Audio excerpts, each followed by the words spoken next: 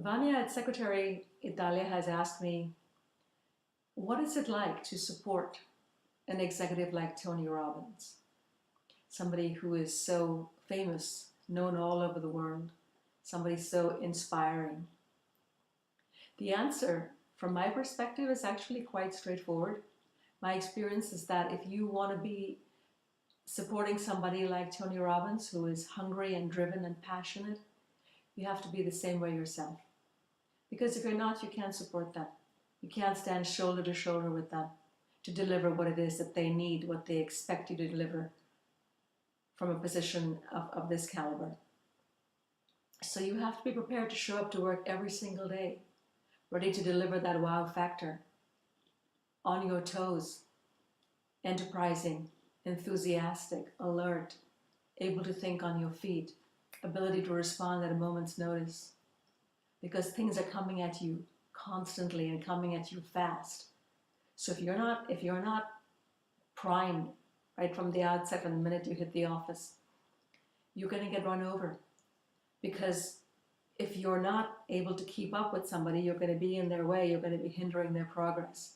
They need you to be alert, they need you to be completely on your toes, they need you to be completely available, they need you to have the answers to questions that they're going to be firing off at you constantly.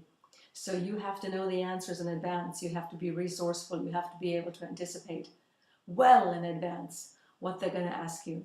Tony was somebody who just fires questions at you all the time, and you better have an answer. You don't have the luxury of saying, let me go Google that.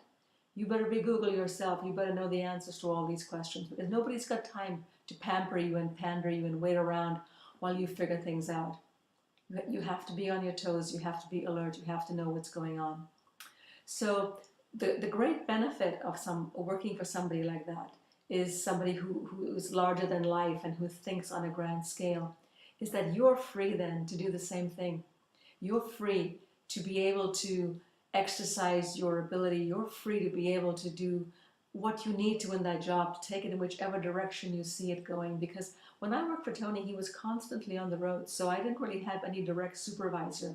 So the responsibility was on my shoulders to make good decisions, to know what to do with things that came and how to deal with people, whether it was celebrities or government officials or business associates, people within the organization, people who had read Tony's book or who had been to his seminars, people who wanted to reach him, had to reach him through you, sometimes only could reach you.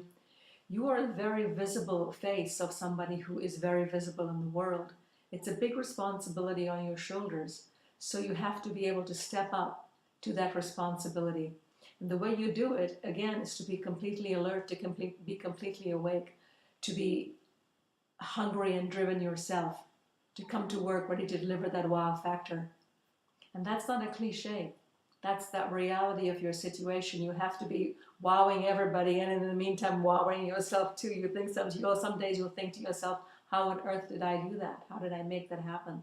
You did it because you were alert in the moment, because you're right there present, fully present to your job and to what it is you're doing.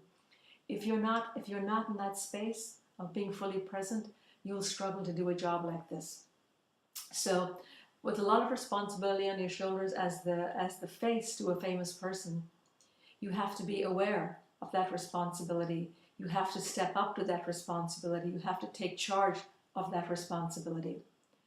And what's exciting about that is that you are able to do what you want to do with that job. You're able to take it in the direction you want to take it. I have so many stories I can tell about being able to help people, about being able to make decisions that you can't be afraid to make. You have to be able to look ahead and see what needs to be done and take care of it. And you know this not just working for someone like Tony. You know this as an executive assistant to executives you're working for. They're successful, they're hard charging, they're driven, they're passionate, they want to get things done, they have expectations of you. So you have to be able to deliver that as well. And the way you do that is to bring your passion to work every single day. The way to do that is to have a deep joy and a deep respect for your position as executive assistant. It comes from you loving what it is that you do. If you don't love this job, you're not going to be able to do it. You're not going to be able to do it effectively, which is what's required of you. You have to dig deep some days for the energy to do the job, because you know it can be very, very exhausting to be constantly on your toes, constantly delivering at that highest level all the time.